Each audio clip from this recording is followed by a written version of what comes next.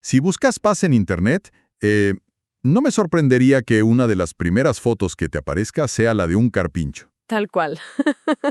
Es este animal gigante, ¿viste? Con una mirada súper tranquila ahí sentado al lado del agua, como si nada. Y siempre rodeado de otros bichos, pájaros, de todo, como si fuera el anfitrión de la fiesta. Totalmente. Es el roedor más grande del planeta. Y de repente se volvió una celebridad acá en Argentina. Hoy nos vamos a meter de lleno en su mundo, usando como guía un informe que se llama El Carpincho, Biología y Convivencia en Argentina. Ajá. La idea es entender no solo quién es, sino por qué este animal tan sereno terminó en el medio de un debate tremendo sobre cómo vivimos con la fauna. Es que la historia del carpincho, mira, te obliga a ver lo que no quieres. Nos pone un espejo adelante. ¿Un espejo de qué?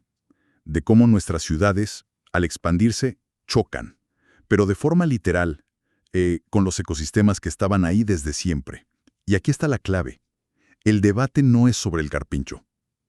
No. No. Es un debate sobre la memoria del territorio.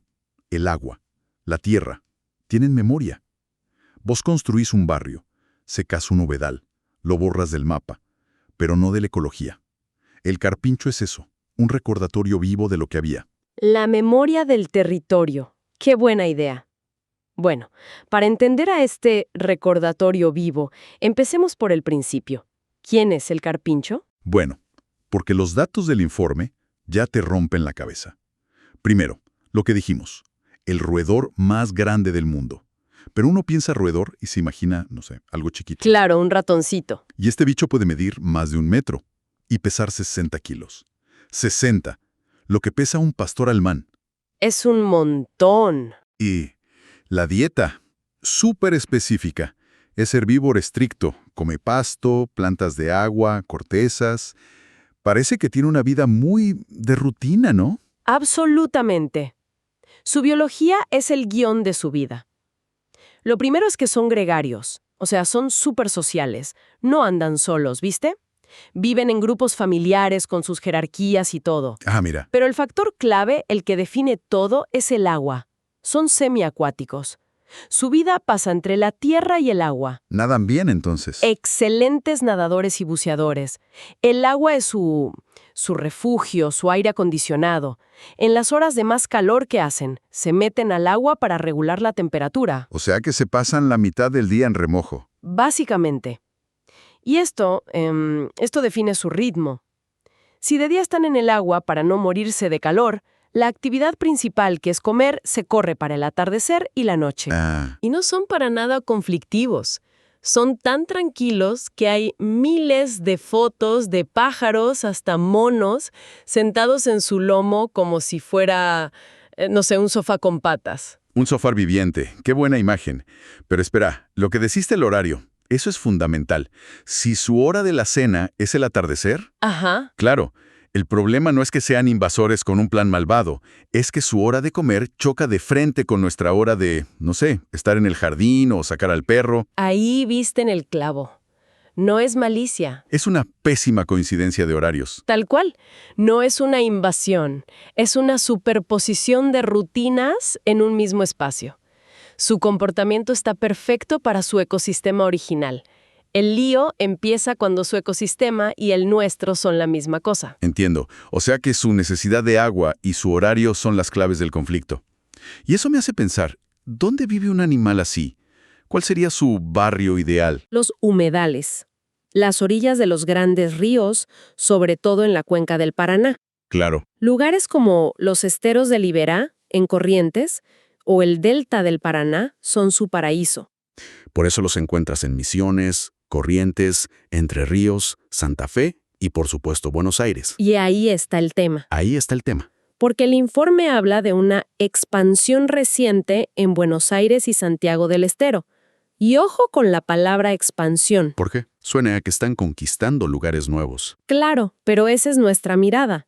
Desde la ecología, en muchos casos no es una expansión, es una recuperación. ¿Cómo una recuperación? Muchos de estos barrios privados de lujo en la zona norte de Buenos Aires se construyeron sobre humedales. Los drenaron, los rellenaron. Entiendo. Esos humedales eran la casa histórica de los carpinchos. Entonces, cuando un carpincho aparece en el jardín de Nordelta, desde su punto de vista, él no está invadiendo una casa. Claro. Está caminando por el living de su propia casa, o bueno, por lo que queda de ella. Entiendo el punto, y es fuerte. Son los residentes originales. Pero a ver, seamos prácticos. Para la familia que vive ahí, esa historia ecológica no le arregla el jardín con el césped carísimo todo comido. No, obvio que no. Ni le quita el miedo de que su perrito se pelee con un bicho de 50 kilos. ¿Cómo unirse esas dos realidades? La justicia ecológica, ponele, y el día a día de la gente. Esa es la pregunta del millón. Y nos lleva directo al epicentro de todo, Nordelta, en Tigre, el caso testigo. Exacto. El escenario es ese. Barrios privados de lujo, lagos artificiales, golf, jardines perfectos, todo montado sobre un humedal del delta. Y la fuente es clarísima con los problemas que dicen los vecinos. ¿Qué dicen? Destrozos en los jardines que para ellos es parte del valor de su casa. Excrementos por todos lados. Y el punto más sensible, los encuentros con las mascotas que a veces terminan mal. Y esto, claro, explotó. Medios, redes sociales, se convirtió en una especie de batalla cultural, la solución drástica. Y por otro, tenés a una parte enorme de la sociedad que adoptó al carpincho como un símbolo de la resistencia de la naturaleza contra el avance inmobiliario, el habitante original que reclama lo suyo. Claro. Y este es un caso de manual de lo que se llama conflicto de interfaz humano-animal. No es un invento de acá, pasa en todos lados. Pumas en California, jabalíes en Barcelona, osos en Canadá. Frente a este choque, ¿qué soluciones reales hay? Porque el debate en Twitter está bueno, pero la gente que vive ahí necesita respuestas concretas. El informe menciona varias líneas, y ninguna es mágica, ¿eh? Una es crear hábitats alternativos o corredores biológicos. Corredores biológicos. Suena una autopista para carpinchos. No tan así. Puede ser algo más simple. Imagínate una franja de vegetación nativa, sin rejas, que conecte el lago del barrio con un arroyo que esté cerca. Es dejarles un camino seguro. Un pasillo para ellos. Exacto, para que puedan moverse entre el agua donde se refrescan y el pasto que comen sin tener que cruzarse por el medio del jardín de alguien. Tiene sentido. ¿Qué más? Otra línea que es fundamental es la educación. Programas para que los vecinos aprendan a convivir. Y esto es muy práctico, ¿eh? A ver. No alimentarlos. Jamás, porque eso los acostumbra a la gente y genera más problemas. Aprender a manejar a las mascotas, llevarlas con correa en ciertas zonas. Y después está la más polémica de todas, la que siempre salta primero. ¿La relocalización? Esa misma. A ver, un momento. Si el problema es que están ahí, ¿por qué no simplemente los agarran y los llevan a otro lado? Suena drástico, pero parece lo más rápido. ¿O me estoy perdiendo de algo? Te estás perdiendo de que esa es la solución que parece más lógica, pero en la práctica es súper compleja y casi siempre no sirve para nada. ¿Por qué? Primero, capturar y mover animales salvajes es muy estresante para ellos. Muchos no sobreviven al estrés de la captura, del viaje, de llegar a un lugar que no conocen. Segundo, ¿a dónde los llevas? A otro humedal, supongo. Claro, pero si los soltás en un lugar donde ya hay carpinchos, generas peleas territoriales, desequilibrios. Y tercero, y este es el punto más importante, es el efecto aspiradora. Efecto aspiradora. ¿Qué es eso? Sí. Imagínate que logras sacar a toda la familia de carpinchos de un barrio. Bárbaro. Pero el lugar no cambió. Sigue habiendo agua, césped tierno y no hay depredadores. Dejaste un paraíso vacío. Exacto. Dejaste un nicho ecológico perfecto y desocupado. Es cuestión de tiempo, a veces semanas, para que otra familia de carpinchos lo descubra y se mude. Es como sacar agua del mar con un balde. Entiendo. Por eso Nordelta es tan importante. Nos obliga a dejar de buscar parches y a preguntarnos algo mucho más de fondo sobre cómo planificamos las ciudades. Clarísimo. Es atacar el síntoma y no la enfermedad. Ahora, con todo este revuelo con los carpinchos en las noticias, uno podría pensar que estamos hablando de una especie en peligro de extinción. Pero, ¿es así?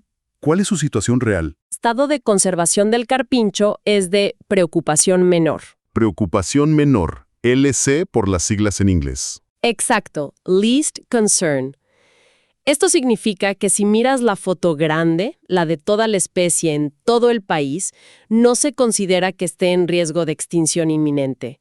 Sus poblaciones en los lugares centrales, como Iberá o el Delta, son sanas, son estables. O sea que por suerte no es un animal que vaya a desaparecer mañana. A nivel de especie, no. Pero, y este es un pero gigante, que no estén en la lista roja no significa que no tengan amenazas muy serias. Ah, bien. La principal, y volvemos al principio de todo, es la pérdida de su hábitat. Cada vez que se drena un humedal para la agricultura o para un barrio privado, le sacas un pedazo de su casa. Claro. Después está la caza. Aunque está regulada, la caza furtiva por la carne y el cuero sigue existiendo. Y una amenaza que crece justo en estas zonas de conflicto: los atropellos en las rutas. Al fragmentarles el hábitat, los obligas a cruzar calles y autopistas. Entonces, la conclusión sería que la especie en general está segura, pero las familias de carpinchos que viven en estas zonas de conflicto, ellas sí la pasan mal.